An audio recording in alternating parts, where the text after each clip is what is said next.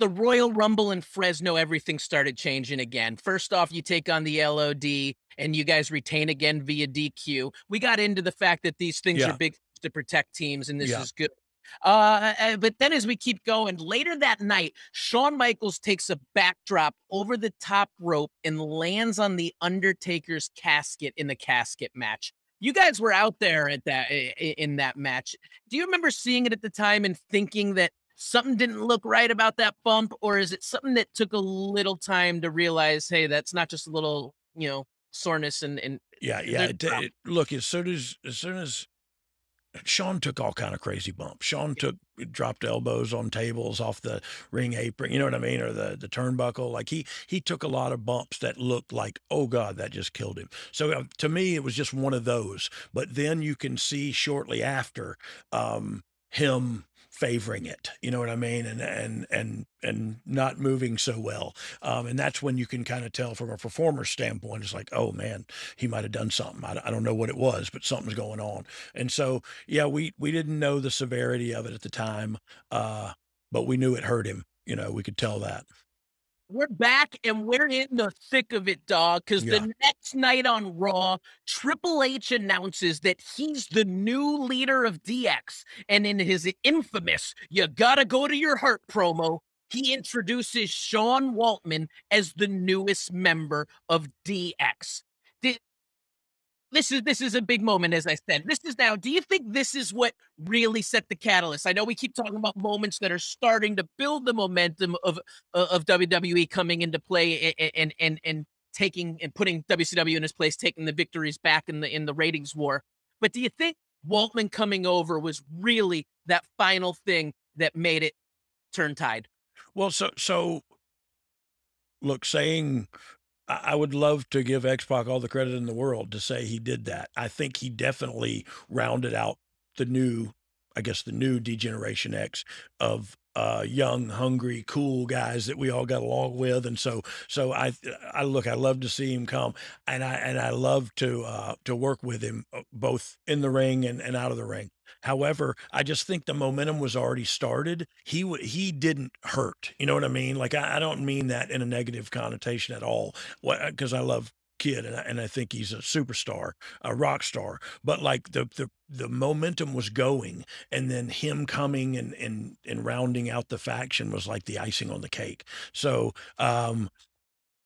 yeah, I don't look. I'd love to give him sole credit for Yeah. turning the tide, but I just think there was a whole lot of momentum moving, and then him coming kind of pushed us out in front. I was like, yeah, you can't touch this.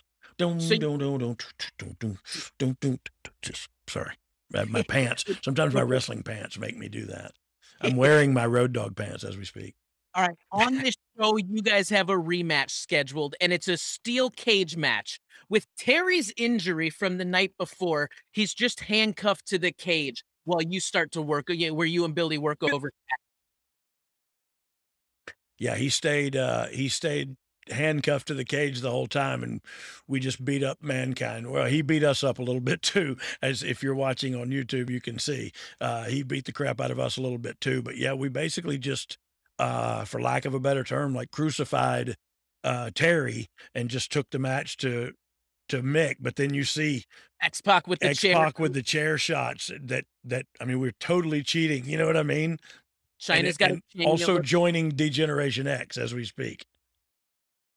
So you guys pick up the win after this, and you become official members of the new DX. I'm But literally wearing a Job Squad shirt as I spike pile drive Mick Foley to keep the titles or win the titles or win whatever. the titles again, Yeah. right? Yeah. And this is where I had done that once before, the worm into a pinfall. What was I doing? You know what I mean? Like, what are you thinking, Brian? Any comments from Foley in the back after you see that you couldn't just pin me? Yeah, no comments from him. He knew. Look, Mick's a great guy, and he knows I was just playing with my character and seeing what I can get away with, and he was willing to let me get away with it on him, you know. But Did yeah, you this was the show that really cemented these guys are here. These guys are going to be dominant, and these guys are the new thing. You know what I mean? Because I'm not 100%, but I'm 90% sure we went off the air with all four of us standing up on the top rope in the corners and those guys laying dead. You know what I mean? Like that's if you're trying to push somebody, that's how you do it. You know? Did you know what this would mean for your career? I feel like you got to at this point. This Yeah, is yeah, yeah, obvious. yeah. I mean, I did, and it was all really fast, and so, and again, I was ignorant to a lot of the ways of the wrestling business, the business side of it for sure. The in ring part when the bell rang, I knew I got that. I got that covered. I can do that, and I can, and I can get by. But the business side of it, I didn't have the booking, all that. I didn't really have a clue as to how that all worked, so I didn't really know what was going down. I love like you're just selling the Bronco Oh Buster yeah. Yeah, with yeah. them. We're all just beating people up and yeah, they really let us run with this. And Terry, bless his heart, he was beat up and we were beating him up more over there. But yeah, You, this was the one that said, "Here we are. We are Degeneration X." you've been talking about how fast everything moves and how quick. Was there a time during this DX run where you actually looked around, took a breath, and just said, "Holy shiznit, this is crazy, man." No.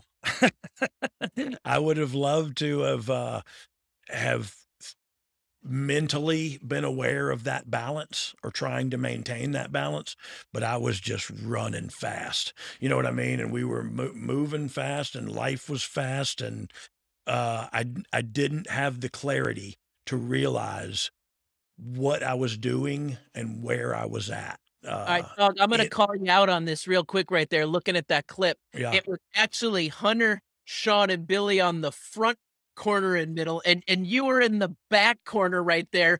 You gotta find the hard cam, Dog. No, no, no, no. What I wanted to do, see, there wasn't room for me. I wanted to include those fans who paid for the seats Yeah, opposite hard cam. Yeah, I don't know. I probably yeah. should have gone. I thought X-Pac was going to that other one. It would be all four of us. Corner. But you were right.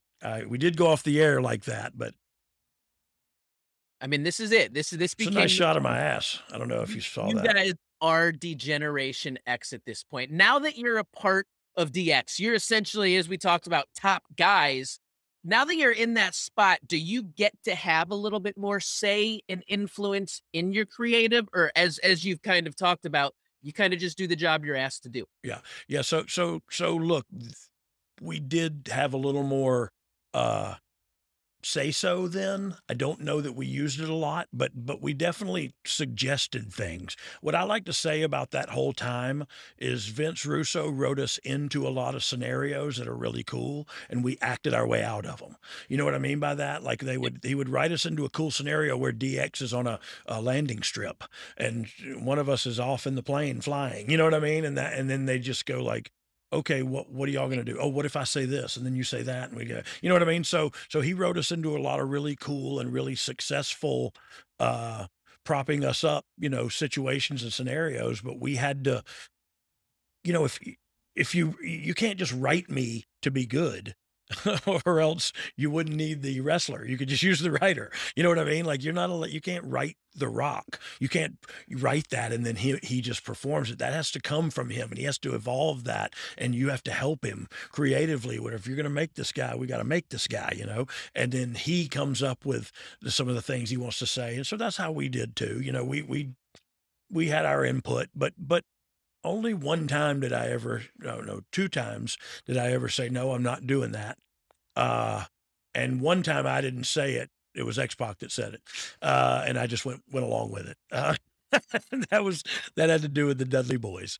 I don't know if they know that or not. So it's going to be awkward next time I see Bubba. Devon won't care. He's like me. We'll just hug. Bubba will be pissed. All right, Dog. We said we were going to talk about you joining DX, and we just saw it happen. So why don't we get to the fan questions? Oh, And this first one's going to come from me. Was there anyone from WCW during the Monday Night Wars that you and Billy wanted to jump over so that you could work with them?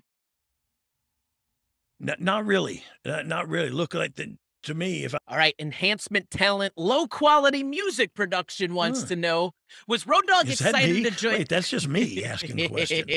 Was Road Dogg excited to join DX? We talked about that, but Did you have any hesitation towards joining? No. Yeah, no, not for a second. I mentioned before we like said, yeah, well, let us think about it. Let us talk to each other, talk amongst ourselves.